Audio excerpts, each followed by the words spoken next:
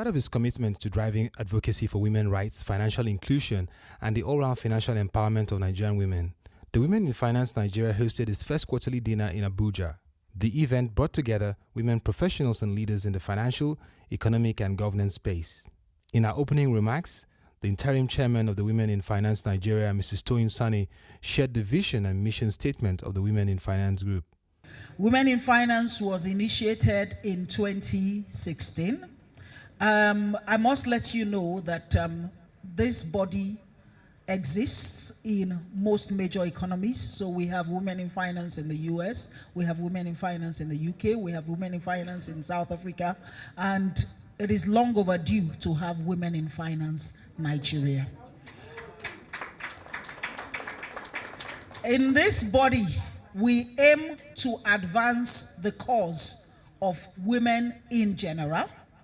We aim to pursue financial inclusion, and in particular, as one of the executive committee members mentioned to us, the challenge of access to finance, which is one of the big challenges that faces African women in business.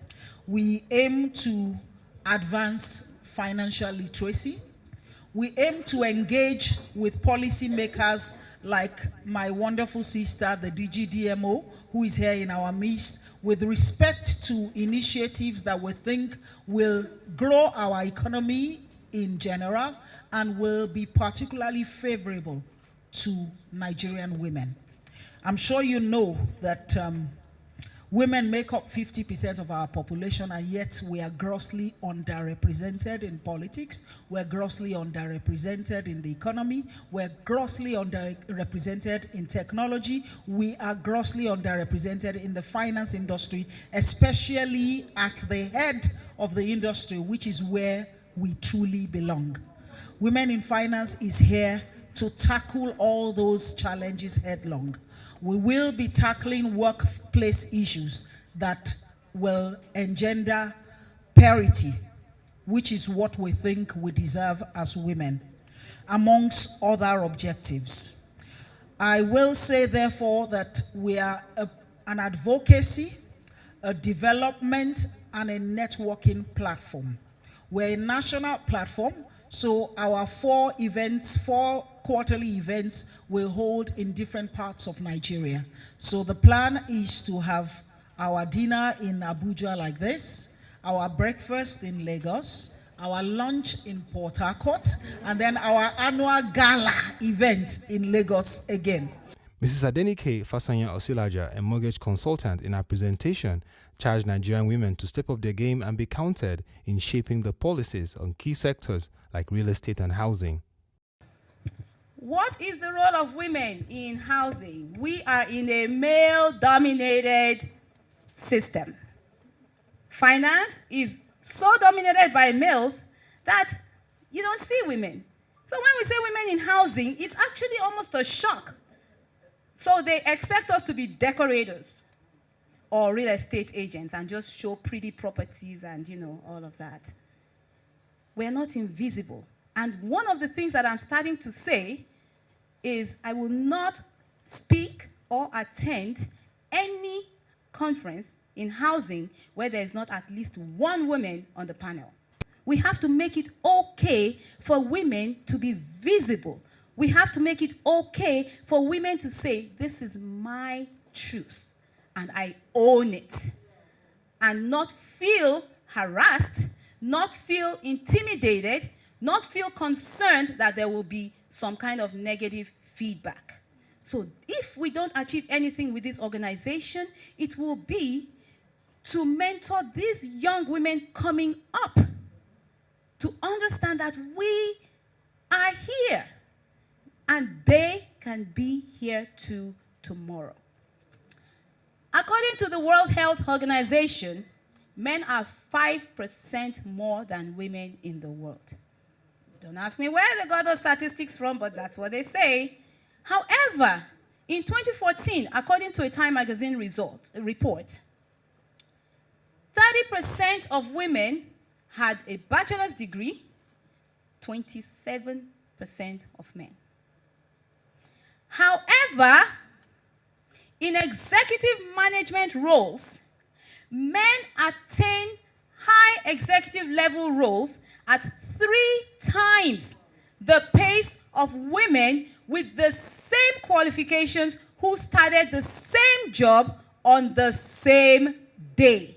And men receive an average of 33% more in income per hour than women in the same role, doing the same work. In global housing, which is what I am, there are as low as, because housing is a special case. Housing is a special case because it is believed that housing means you are nailing, wood to property, and only men can do that. So it is as low as 13%. So for every 100 men in housing, you may find 13. And where are the 13? They are typically real estate sales people. So, what is our way forward? We must step forward. We must step forward and be counted. We must step forward, be counted, and be seated at the head of the table. We need to understand that there is a time for competition, which as soon as we leave this place, we are back in competition with each other. But there is a time for collaboration. And women in finance is going to spearhead collaboration. Highlight of the event was the official recognition of the Special Guest of Honor and Director General of the Debt Management Office, Ms. Patoniha, for outstanding achievements in the financial market and economy. It is with great pleasure that the Women in Finance NG group gives this plaque to celebrate and honor a woman of distinction, an excellent professional, a lady worthy of emulation, and that is in the person of Ms. Pat Oniha, the Director General of Nigeria's Debt Management Office. Thank you very much, ma'am. Congratulations. I also want to add that it's not often that not only get the appointments, but as she's saying, the accomplishments that follow it. So we're talking about doing, not talking. So thank you for setting the example. Thank you. The Executive Committee of Women in Finance Nigeria was formally inaugurated to steer the affairs of the group to greater heights. There's a lot more that you are going to achieve in future, but the foundation and the building blocks that you lay now are extremely important. What you want to know is that given the attendance here, you do have a lot of support in the direction that you are going. So without further ado, it is my honor and privilege to inaugurate this committee. Thank you. New Chairman of the Women in Finance Nigeria, Mrs. Toyin Sani, and the Director General of the Debt Management Office, Ms. Patoni, has speak further on the role the group will play in the nation. Women in Finance is an advocacy, capacity building, and networking platform for women in Nigeria's financial sector or women in finance roles in both the public service and other sectors of the economy. We're advancing equal opportunities for women, that is gender parity in the workplace. We're advancing financial inclusion of women in particular, and we're also advancing financial literacy. Those are some of the key themes that Women in Finance Nigeria will be pursuing. I think it's an extremely good initiative, and women have a significant role to play in development, and I think the research has proven that in whatever sphere it is, women have a role to play and have in fact been shown to be outstanding when given the opportunity.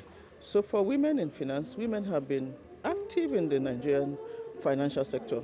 A number of them here who are the initiators, the organizers, have grown over the years in the banking sector, which is where I knew most of them from.